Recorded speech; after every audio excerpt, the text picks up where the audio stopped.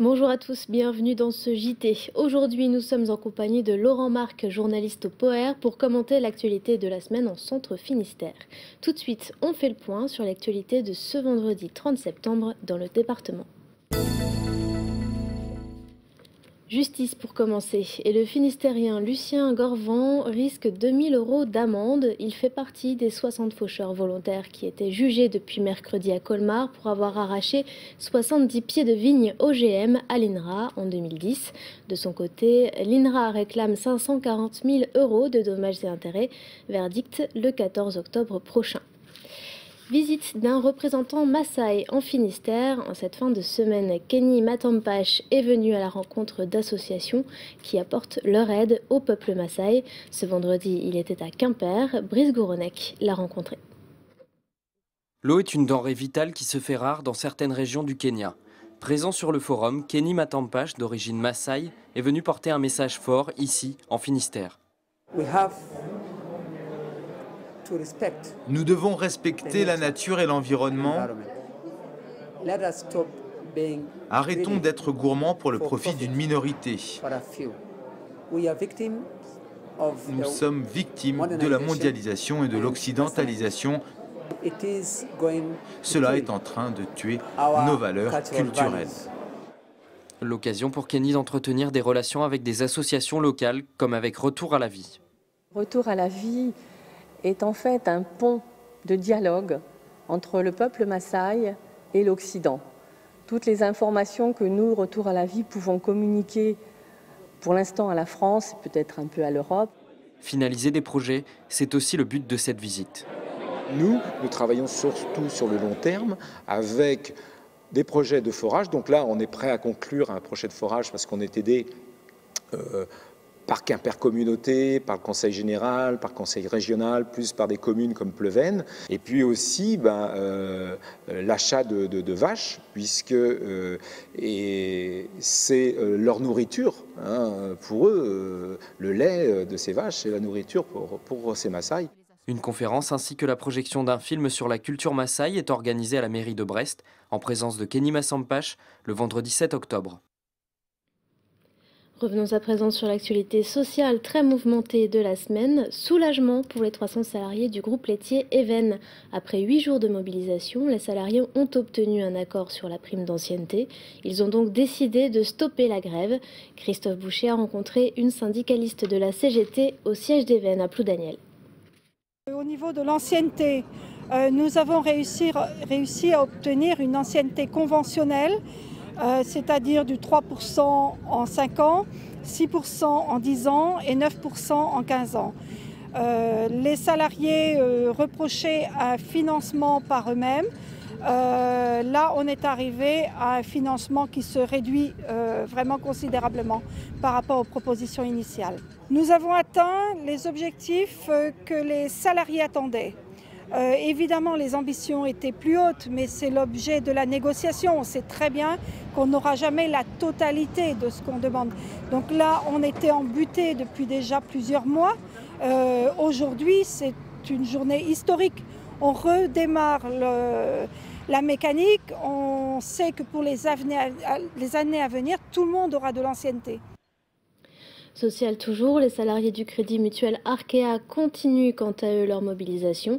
Ce vendredi, le siège de la banque Aurelec-Quérillon était toujours bloqué.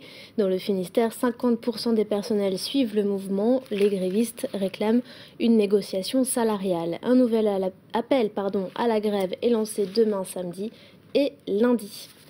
On reste dans le volet social avec la mobilisation cette semaine des ambulanciers de Carhaix. Laurent Marc, bonjour. Bonjour Madame. Je le rappelle, vous êtes rédacteur en chef du POER, l'hebdo de Centre-Bretagne.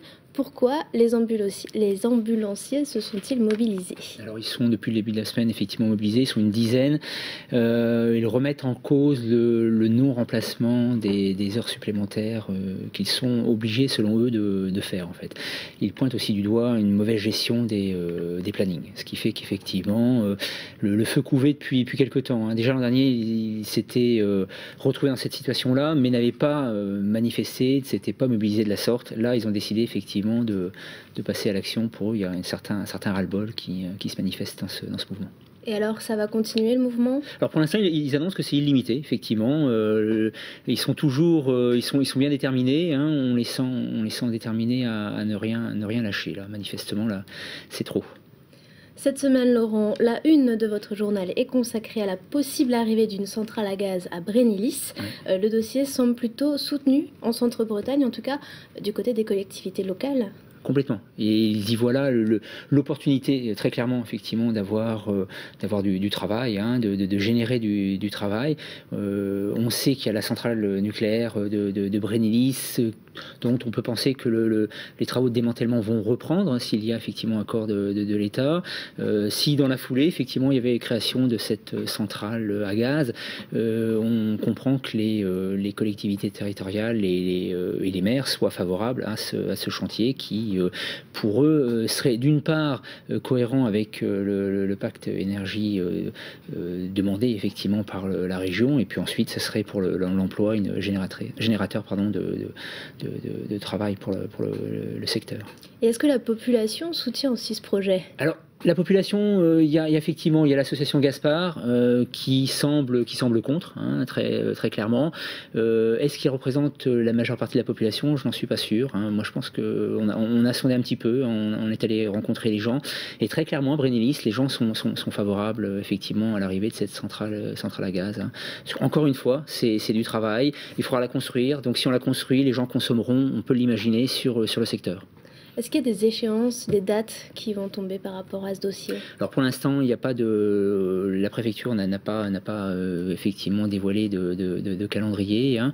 On sait que le Conseil général, à travers la voix de Pierre Maille, demande effectivement qu'il y ait un débat public pour que la population soit informée, peut-être échaudée par ce qui s'était passé concernant le démantèlement de Brennilis, la centrale nucléaire pour le coup.